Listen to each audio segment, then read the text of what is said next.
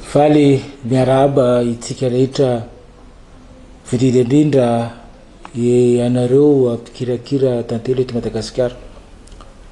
Ankalazaina eto androany eto Madagasikara ny andro raisam-pirenena mikasika ny tantely. Io andro raisam-pirenena dia ankalazaina isan-taona ary amin'ity taona ity dia antso no hatao maneran-tany mba ahafahana hamonjy ny tantely. Ka zay antso zay dia miantefa amintsika malagasy ny eto Ray Manontolo mba iray farimbona ahafahantsika hamonjy ny reny tantely. Fa maninona no vonjena ny reny tantely? Fantatra ny asa lehibe ny zany bibikely zany amin'ny rôle de pollinisateur filazana azy na ny famparitana ny ala na antoka koa ny famokarana sakafo fihinan'olombelona. Ka raha sanatria ringatra ny tantely dia hopotika manaraka amin'izay ny ala ary tsy hoanana sakafo koa ny zanak'olombelona. Zay ny mahatonga ny antso raisam-pirenena amin'izao fotoana izao manoloana ny fikorotana ny toetrandro, manoloana ny fisian'ny aretina isan-karazana zay andripaka ny tantely, manoloana ny vokatra eo ataony ny olombelona indrindra eto Madagasikara amin'ny tsy fikajiana ny tontolo iainana, doro ala zany, doro tanety zany, fampiasaina ropoizana isan-karazany hoentina mamono ireny biby ireny ka miteraka fahafatesany ny tantely. Raha lazaina neto Madagasikara manodidina eo amin'ny 10 000 eo zany ny olona mivelona mivantana amin'io io tantely, vokatra ny tantely. Ho anatin'izay dia nakabiazany maro dia ireo namantsika vahoaka monina ny ambanivohitra zay mananika ny 80 isan-jato mbola mahazo tombony amin'ny fihotazana tantely ho anatin'ny ala zay arena ny Madagasikara zay. Zay ny mahatonga ny fitondram-panjakana amin'izao fotoana izao mifarimbona amin'ny ny raisam-pirenena hanao ny fanentanana mba ahafahantsika hiady amin'ireo zavatra voalazaina teo hamono ny tantely menjantsika ka mila famonjena tokoa. Ny eto amintsika amin'izao fotoana izao rentsika ny engagement ny filoham-pirenena, ny engagement ny fahavitantena ny eto amintsika ny ara-tsakafo. Anisan'ny antoka lehibe natratrarana io tanjona izay ny fanaovana Andriamatoa filoham-pirenena tamin'ny vahoaka malagasy havita tahena ny eto Madagasikara dia ny fiarovana ny tantely amin'ny asany pollinisateur zay mba hampitombo ny vokatra ny eto amintsika. Ny engagement koa ndraisa filoham-pirenena dia ny arovana ny tontolo iainana. Fiarovana tontolo iainana tsy vita ny hoe holazaina fotsiny fa tsy maintsy miara-mifarimbona ary amin'izany tontolo iainana zany dia efa mazava ny toromarika n'Andriamatoa filoha amin'io mba ahafahantsika mba ahafahany vahoaka malagasy ahazo vokatra mivantana amin'ny fikajiana ny tontolo iainana. Zany no nomezana anay toromarika.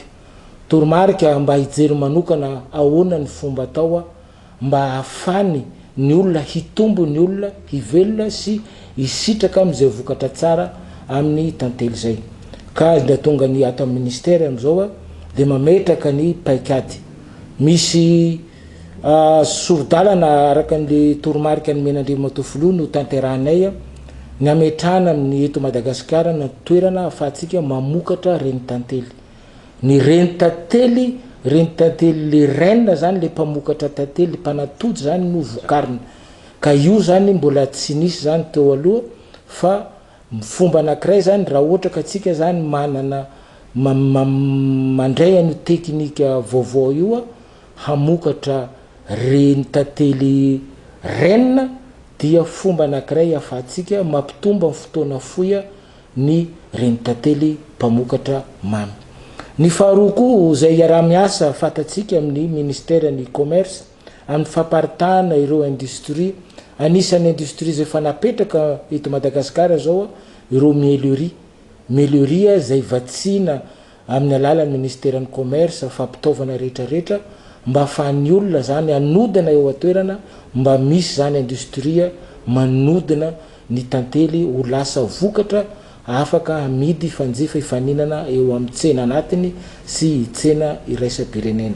Fanomezana tanana zany eo ataon'ny ministera rototo io eo anivon'ny fitondram-panjakana mihitsy zany fanosehana fametrana toerana ahafahantsika mamokatra tantely ny eto amintsika. Anisan'ny toanan'ny ministera amin'izao fotoana zao ny fanaovana sensibilisation firesahana azy fampiasana ireo taovam-pamokarana tantely russe moderne zany.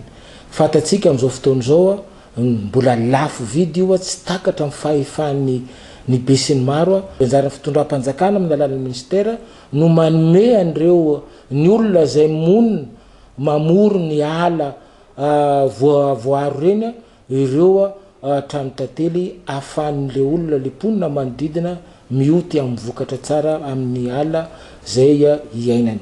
Ny faharoa koa de mametraka ny atao ministera ny fampianarana ny teknika fanamboarana mihitsy ireo vata famokarana tantely famokarana russe zany. Io tsy hoe zavatra lazaina hoe sarotra efa nandramana io ary hita fa mety azahoana amin'ny fomba fohy ezaka azahoana vokatra tsara ka ho ampitaina zany amin'ny tontolo ambanivohitra amin'ny ireo tanora ny amin'ny tontolo ambanivohitra ny fomba fampianarana ny famokarana russe mba ahafahan'izy ireo manana russe moderne. Misy tanjona lehibe no tsara tiana ho tratrarina zany amin'ny taona 420 ka hatramin'ny 520 mametraka zany tanjona lehibe hatratra any amin'ny 1 million de russe zany no apetraka ny hoeta amintsika. Hita zany raha ohatra ka ny russe anankiray afaka mamokatra eo amin'ny 520 kilo de efa azontsika an-tsaina sahady ohatrinona ny mety vola iodina amin'ny tontolo ambanivohitra. Antenaina zany ny ezaka zay atao ny fitondram-panjakana de angatana koa ny fiarahamientana amin'ny tontolo ambanivohitra mba hiara ifarimbona itsika mba ahafahantsika mahazo aloha ny tombontsoa mivantana amin'ny tantely ho ahafahantsika manatsara ny ao an-tokantrano ary indrindrandrindra koa ahafahantsika indray malagasy ray manontolo mba ahazo koa zany ny tombontsoa koa amin'ny fahavitantena ara-tsakafo zany. Zany rehetra zany tsy ho tratra raha ohatra ka tsy voaro ny tantely ary zay no mahatonga ny antso zay ho ataonay amin'ny andro androany andro raisam-pirenena mikasika ny tantely zany miantso ny vahoaka malagasy ray manontolo iraha efanimbo ny fanometanana ampisehatra anatin'ny tontolo ny famokarana tantely mba ahafahantsika hiaro ny tantely ho tombontsoa iombonana ny eto amintsika. Mankasitraka atao.